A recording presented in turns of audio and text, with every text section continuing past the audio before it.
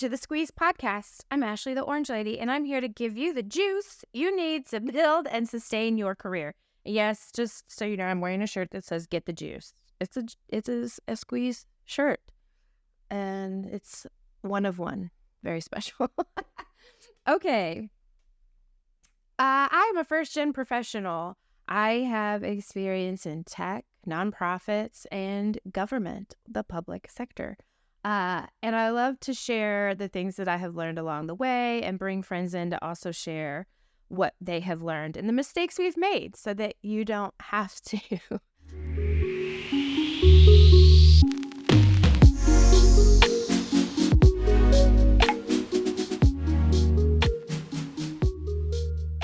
Today's topic: workaholics and how to navigate them.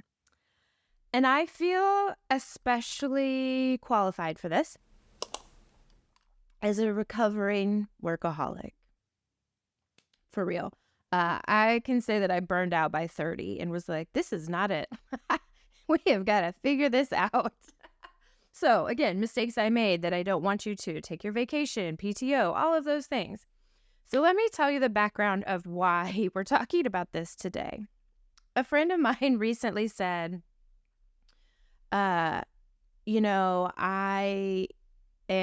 like I'm always on vacation. They're like, our second, highest person on the team takes one vacation a year. One week. It's during the 4th of July when a bunch of people are out. But like, literally, that's it. And I was like, but why do they not love themselves? Because that makes me sad. It really, it hurts a little bit to think that, you are in your career and you feel like the only time you can take off is a week that other people take off and you don't take time for yourself. Also, this person when they, go to a doctor's appointment or something, it's like, don't worry, I'll make up the hours later, which all that is communicating to the rest of the team. Don't think you can get away with taking little appointments here and there. You owe us. It's like, okay, well, do I owe you when I work overtime or on the nights or weekends? Can I also grab back that time Monday through Friday, please? Oh, it doesn't work like that, does it? Okay. So that conversation made me think about recently I have at my 9-to-5 job. I should start just calling it a 10-to-3. Let's just see if we can make that a thing. At my 10-to-3. Okay. I'm going to say it with a straight face. So at my little 10-to-3, I have been, getting a reputation maybe for workaholics, working with them to come into a different phase of their relationship with work and life. And I'm feeling kind of good about it. It's kind of a cool reputation to have. So I have one friend that when we started working together, literally, it was hard not to feel like I was a way underachiever, even though I was doing my little 10-to-3, no big deal. It's working, right? We're all going to start saying this. But they were just powering through. They were also finishing an MBA and just super stressed. It kind of there was a rubbing off of the stress sometimes. I was like, this is a lot. You're doing a lot. So after they got their MBA, cheers, they came to me. I can't exactly remember how this went down, but they were just like, can you help me set some boundaries and have a better relationship with work? And we had been talking about it the whole time, but knew that it was going to be hard for that transition to happen while they were still a full-time student as well, while doing their little 10-to-3. And so that work, on the back end was having conversations and talking about what it looked like what ideal state looked like for them, so that when the time came, they were prepared, right? It wasn't just going from hot to cold. It was okay, there had been some preparation along the way. So now this friend has then told a bunch of other colleagues that are overworking themselves and doing the most. They've never heard of a 10 to 3, I guess. They're working, 24/7, or what do we supposed to say? 25/7? Yeah, that's so like absurdity. They have somehow found extra hours in the week to work. But they send them to me and they're like, you need to talk to Ashlea. She helped me change my life. I think that's what they said. There's a few things that I want you to do if you are surrounded by folks that are workaholics. So we're going to talk about this from both sides, as the person that is struggling with putting boundaries in place, and from those of us that feel that like impact of working with a bunch of workaholics, and then you feel lazy and like you're not working and you're like, I'm doing my little 10 to 3 too. Okay. Take a shot every time I say 10 to 3.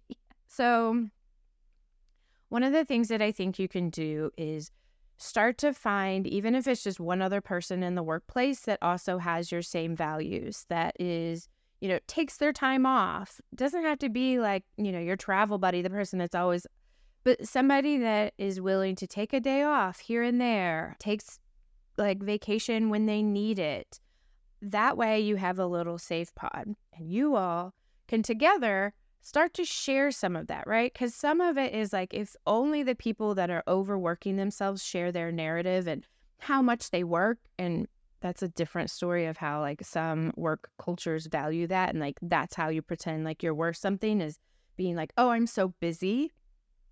Well, then we have to share a different narrative too. Like, when people say, what'd you do over the weekend? Oh, I wrote up this doc. I had to respond to all these emails.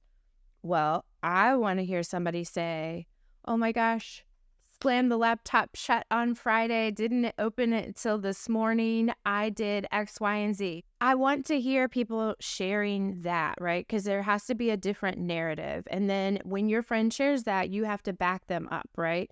So that nobody feels like they're out on a limb, the only person that values their time outside of work.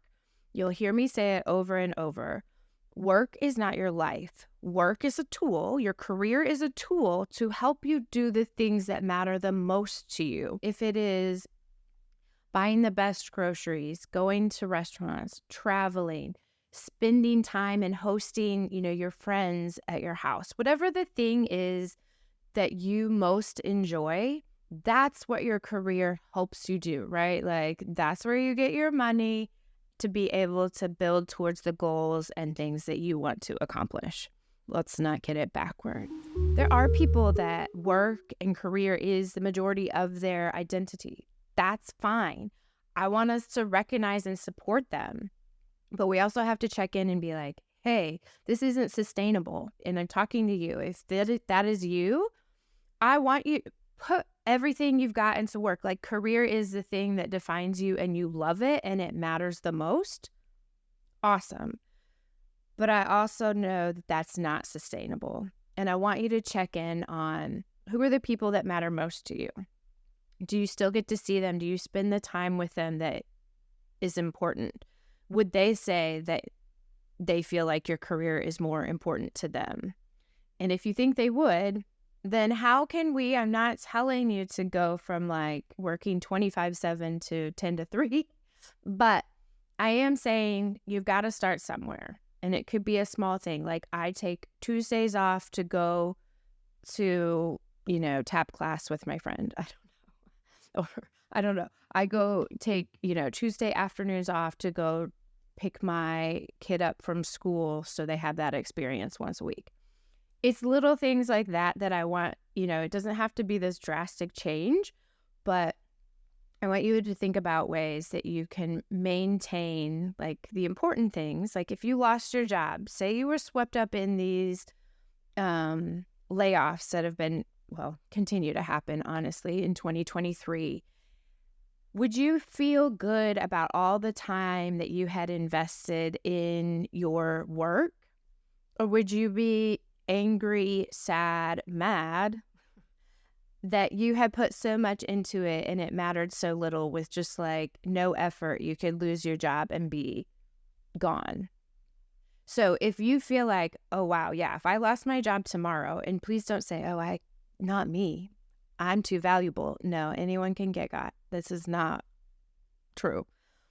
I want you to truly think about that and think, wow, yeah, I would be super angry that I gave up like 3 out of 4 weekends every month and like worked late and missed, family dinner or, happy hour with my friends because of this job that then just threw me in the trash. No way. Okay. So think about that for my workaholic friends.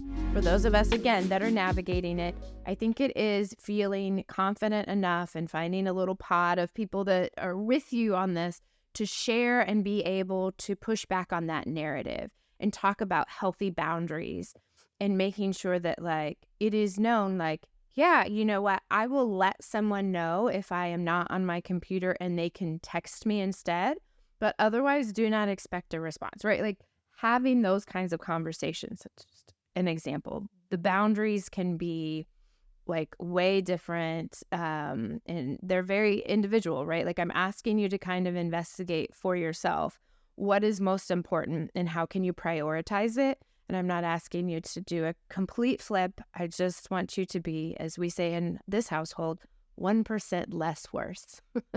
All right, now you've got the juice. It's time to put it to use. Cheers. Go do something you love. Like drink water.